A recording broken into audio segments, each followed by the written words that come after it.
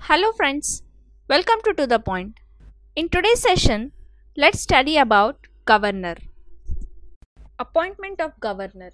The Governor is neither directly elected by the people nor indirectly elected by a specially constituted electoral college, as in the case of President.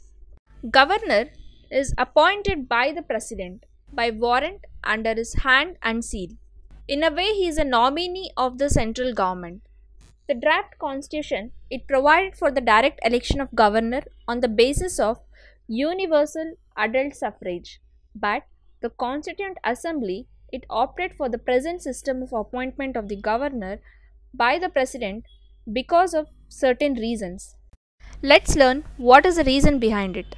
The direct election of the governor, it is incompatible with the parliamentary system established in the states. The mode of direct election, it creates a conflict between the governor and the chief minister.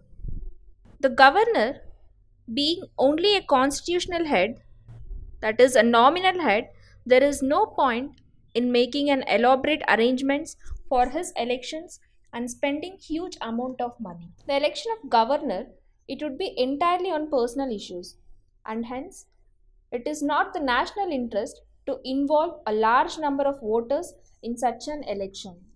An elected governor, he would naturally belong to a party, and he will not be a neutral person and an impartial head. The election of governor will create a separatist tendencies and therefore the effect of political stability and unity of our country. The system of presidential nomination, it enables the center to maintain its control over the states, and the direct election of the governor, it creates a serious problem of the leadership at the time of general elections in the state. The chief minister, he would like his nominee to contest for a governorship, and hence the second-rate man of the ruling party is elected as governor. And therefore, the American model, where the governor of a state is directly elected, it was dropped, and the Canadian model, where the governor of a province or a state is appointed by the governor general by the center, was accepted in our Constituent Assembly. Qualifications of a person as a governor. So the Constitution lays down two qualifications for the appointment of a person as a governor, and these are: the person should be a citizen of India, and the person should have completed the age of 35 years. And apart from these two qualifications, two conventions has been developed. First thing is that he should be an outsider. That means the governor, he should not belong to the state where he is appointed, so that he is free from the local politics. And second, while appointing the governor, the president is required to consult the chief minister where the governor is being appointed, so that the smooth functioning of the constitutional machinery in the state is ensured. Conditions of governor's office. The constitution, it laid down certain conditions for the governor's office.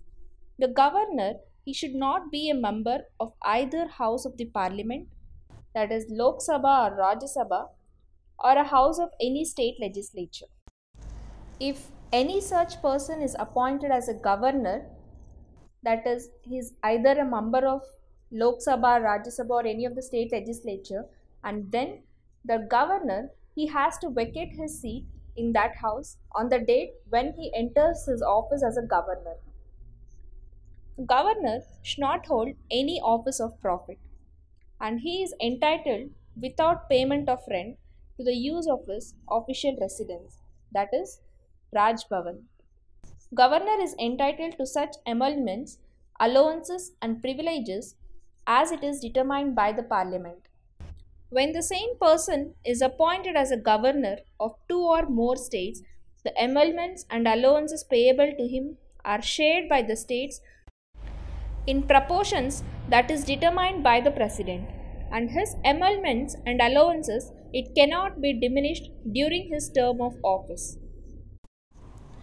In the year 2008, the Parliament has increased the salary of the governor from 36,000 to 1.10 lakh per month.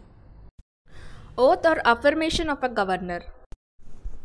Before entering his office, the governor has to make an oath that he will faithfully execute the office and he will preserve, protect and defend the constitution and the law, and he will devote himself to the service and well-being of the people of the state.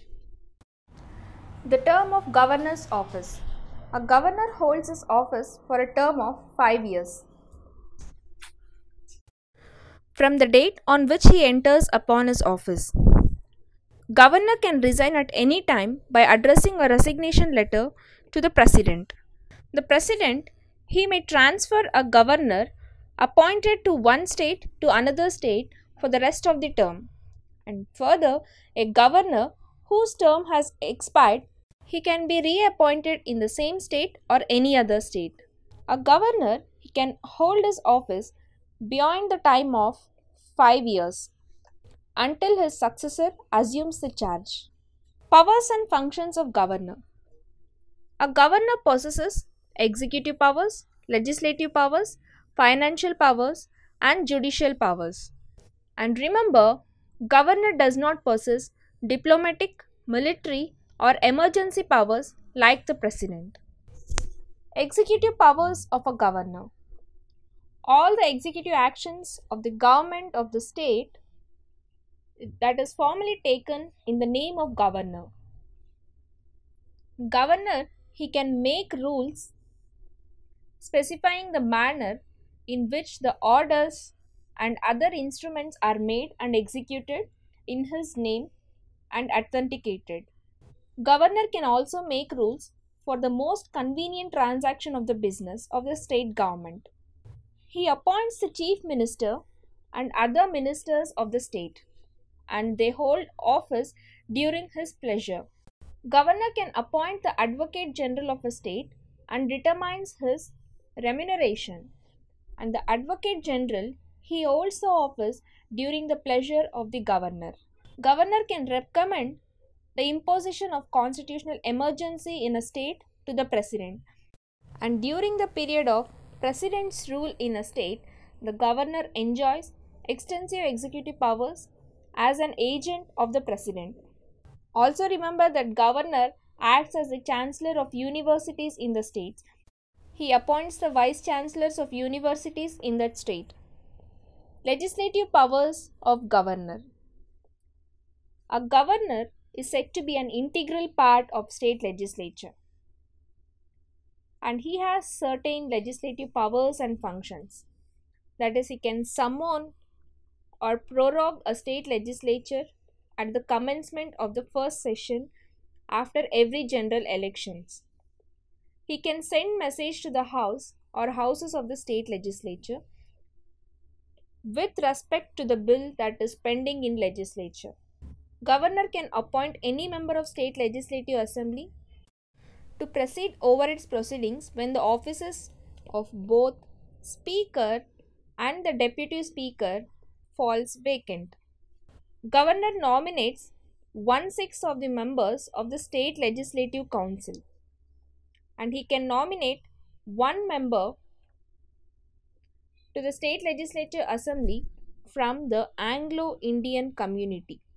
The most important legislative power of governor is when a bill is sent to him after it is passed by the state legislature, he can give his assent, he can withhold the assent to the bill, he can return the bill, or he can reserve the bill for the consideration of the president.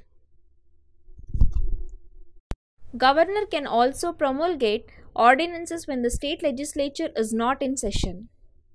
Financial powers of the governor. Governor sees that the annual financial statement, that is state budget, it is laid before the state legislature, and money bills that is introduced in the state legislature only with his prior recommendation, and no demand for a grant can be made except on his recommendation. Governor can make advances out of the contingency fund of the state to meet the unforeseen expenditure. He constitutes a finance commission after every 5 years to review the financial position of panchayats and the municipalities. And finally, judicial powers. The judicial powers and functions of the governors are: he can grant pardons, reprieves, respite, remission of punishment, or he can suspend, remit and commute the sentence of any person convicted of any offence against any law. Governor is consulted by the President while appointing the judges of the concerned state high court. Governor makes appointments, postings and promotions of the district judges in consultation with the state high court. He also appoints a person to the judicial service of the state in consultation with the state high court and the state public service commission. Constitutional position of governor. Article 144 says that the executive power of the state, it shall be vested in the governor and it shall be exercised by him either directly or through the officers subordinate to him. And Article 163 depicts that there shall be a council of ministers along with the chief minister as the head to aid and advise the governor to exercise his functions. And Article 164 depicts that the council of ministers, they shall be collectively responsible to the legislative assembly of the state. Constitutional position of the governor, it differs from the president in two aspects.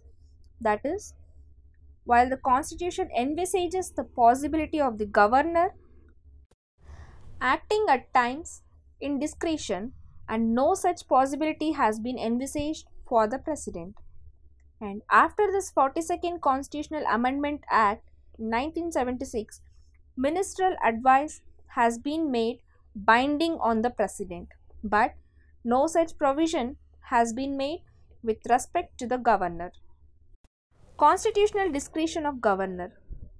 Governor can reserve a bill for the consideration of president, and he can recommend for the imposition of president's rule in the state, and he can exercise his function as the administrator of an adjoining union territory in case of additional charge, and determining the amount that is payable by the government of Assam, Meghalaya, Tripura and Mizoram to an autonomous tribal district council as a royalty accruing from license for mineral exploration.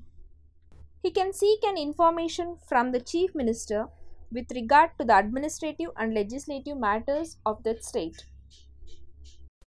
Situational discretion of governor. Appointment of the chief minister when no party has a clear-cut majority in the state legislative assembly, or when the chief minister in office dies suddenly and there is no obvious successor. Dismissal of the council of minister when it cannot prove the confidence of the state legislative assembly. Dissolution of the state legislative assembly if the council of ministers has lost its majority. These are the important situational discretions of the governor. See you in the next session with some other interesting topic. Thank you.